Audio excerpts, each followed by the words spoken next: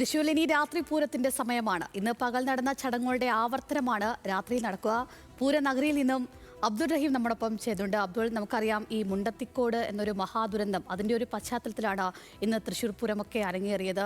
ഒരുപക്ഷെ അങ്ങനെ ഒരു ദുരന്തം സംഭവിച്ചില്ലായിരുന്നെങ്കിൽ ഇന്ന് ഈ സമയമൊക്കെ അവിടെ വലിയൊരു ജനസാഗരം, ഇതിലും വലിയൊരു ജനസാഗരം ഉണ്ടായേനെ. കാരണം ആ വെടിക്കെട്ട് കാണാൻ, ആകാശത്ത് വിരിയുന്ന വർണ്ണവിസ്മയം കാണാൻ ആളുകൾ അത്രത്തോളം തടിച്ചുകൂടിയനായിരുന്നു.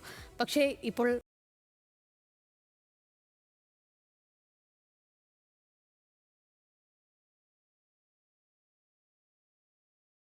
മറ്റൊരു സാഹചര്യമാണുള്ളത്. എങ്ങനെയാണ് അവിടുത്തെ ഇപ്പോഴത്തെ ഒരു പൂരവിശേഷങ്ങൾ എങ്ങനെയാണ്?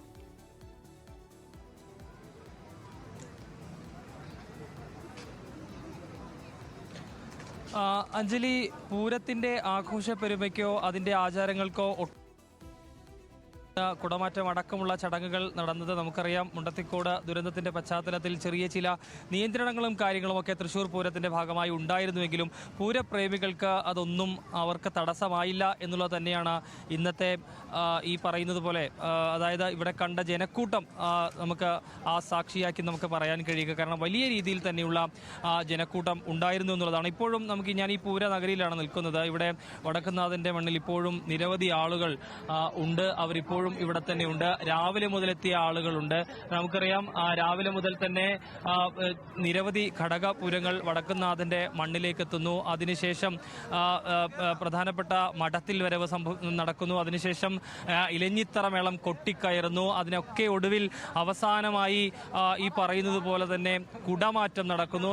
കഴിഞ്ഞ ഈ മുണ്ടത്തിക്കോട് ദുരന്തത്തിന്റെ പശ്ചാത്തലത്തിൽ ചെറിയ ചില നിയന്ത്രണങ്ങളൊക്കെ, അതായത് സമയത്തിന്റെ കാര്യത്തിലും അതോടൊപ്പം തന്നെ ഈ പറയുന്നത് പോലെ തന്നെ ഈ സമയത്തിന്റെ കാര്യത്തിലും കുടകളുടെ കാര്യത്തിലുമൊക്കെ ചെറിയ ചില മാറ്റങ്ങളും നിയന്ത്രണങ്ങളും ഒക്കെ വന്നിരുന്നു. സ്പെഷ്യൽ കുടകളൊന്നും ഉണ്ടായിരുന്നില്ല. പക്ഷേ അപ്പോഴും പൂരപ്രേമികളെ സംബന്ധിച്ചിടത്തോളം വലിയ ആവേശം നിറഞ്ഞു നിൽക്കുന്ന കാഴ്ച നമുക്ക് കാണാൻ കഴിഞ്ഞു എന്നുള്ളതാണ് ഈ ഘട്ടത്തിൽ ഇവിടെ നിന്ന് പറയാൻ കഴിയുക. കാരണം അത്രത്തോളം ആളുകളൊക്കെ എത്തിയിരുന്നു. ചേട്ടാ, പൂരമൊക്കെ കൊടി ഇറങ്ങുകയാണ്. ഈ പറയുന്ന പോലെ തന്നെ കുടമാറ്റം അടക്കം നടന്നു കഴിഞ്ഞു. എങ്ങനെ ഉണ്ടായിരുന്നു പൂരം?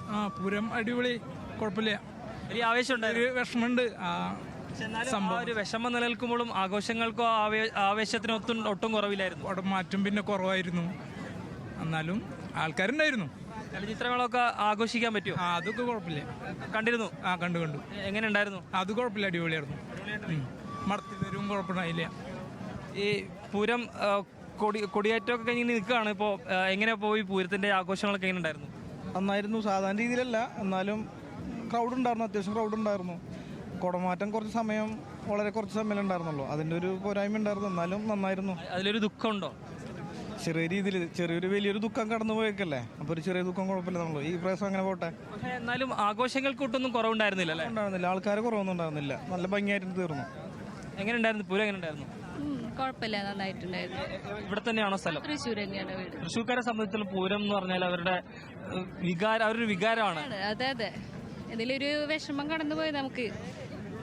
എന്നാലും കുഴപ്പമില്ല. കുടമാറ്റം കുറച്ചു നേരം കണ്ടു. രാവിലെ മുതൽ ഉണ്ടായിരുന്നു ഇവിടെ? രാവിലെ മുതലൊന്നുണ്ടായിരുന്നു. അത് കുടമാറ്റത്തിന്റെ ഒക്കെ സമയത്തായിരിക്കും.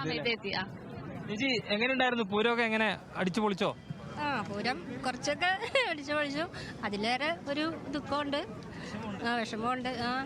എന്നാലും എൻജോയ് ചെയ്തു കുറച്ചൊക്കെ. അത് തന്നെയാണ് അഞ്ജലി. കാരണം എല്ലാവരെയും സംബന്ധിച്ചിടത്തോളം ഈ മുണ്ടത്തിക്കോട് ദുരന്തത്തിന്റെ പശ്ചാത്തലത്തിലാണ് ഇങ്ങനെ ഒരു പൂരം നടക്കുന്നത്. അതുകൊണ്ട് തന്നെ ആ ഒരു വിഷമം എല്ലാവർക്കും ഉണ്ട്. അപ്പോഴും പൂരത്തിന്റെ ആഘോഷത്തിനോ അതിന്റെ ഒരു ആവേശത്തിനോ പെരുമയ്ക്കോ ഒന്നും ഒട്ടും കുറവില്ലായിരുന്നു എന്ന് തന്നെയാണ്. രാവിലെ മുതൽ തന്നെ വടക്കുന്നാഥന്റെ ക്ഷേത്രത്തിലേക്ക് 8 ഘടകപൂരങ്ങൾ എത്തുന്നു. അതോടൊപ്പം തന്നെ തിരുവമ്പാടി ദേവസ്വത്തിന്റെ തിരുവമ്പാടി ക്ഷേത്രത്തിൽ നിന്നുള്ള ദേവി അവിടെ നിന്ന് എഴുന്നള്ളത്ത് നടത്തി നേരെ ബ്രഹ്മസ് മഠത്തിലെത്തി. അവിടെ നിന്ന് ഈ പറയുന്നത് പോലെ മഠത്തിൽ വരവ് വരുന്നു. അവിടെ ഏകദേശം 1 മണിക്കൂറിലധികം നീണ്ടുനിന്ന പഞ്ചവാദ്യം നടക്കുന്നു. അങ്ങനെ ആ പൂരപ്രേമികൾക്ക് ഒട്ടും അവരെ നിരാശയിലാക്കാത്ത തരത്തിലായിരുന്നു പൂരം കയറിയത്. ഇനിയിപ്പോൾ നാളെ നടക്കാനുള്ളത് ഉപചാരം ചൊല്ലി പിരിയലും ഒക്കെയാണ്. ഏതായാലും അതുമായി ബന്ധപ്പെട്ടുള്ള കാര്യങ്ങളും ചടങ്ങുകളും ഒക്കെ നടക്കും. ഏതായാലും പൂരപ്രേമികളെ സംബന്ധിച്ചിടത്തോളം വലിയ ആവേശം ഉണ്ടായിരുന്നു എന്നുള്ളത് തന്നെയാണ്. കാരണം കുടമാറ്റ സമയത്തൊക്കെ വടക്കുന്നാഥന്റെ ഈ മണ്ണിൽ നിരവധി ആളുകൾ തടിച്ചുകൂടി നിൽക്കുന്ന സാഹചര്യത്തിലും പൂരാവേശത്തിന് പൂരപ്രേമികൾ ഒട്ടും കുറവ് വരുത്തിയിട്ടില്ല. വിവരങ്ങൾ നൽകിയത് അബ്ദുൾ റഹീമാണ്.